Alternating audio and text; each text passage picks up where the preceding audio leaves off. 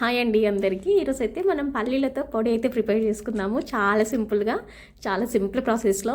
మనము ఇంట్లో ఏం కర్రీస్ కూరగాయలు లేనప్పుడు ఇలా పల్లీలతో మనం సింపుల్గా అయితే పొడి అయితే చేసుకోవచ్చు. చాలా బాగుంటుంది. చాలా సింపుల్ ప్రాసెస్ కూడా. ఇక్కడ వేడి రైస్లోకి పొడి వేసుకొని కొద్దిగా నెయ్యి వేసుకొని తింటే చాలా అంటే చాలా బాగుంటుంది. నాకైతే చాలా ఇష్టం అలా తినడం అంటే.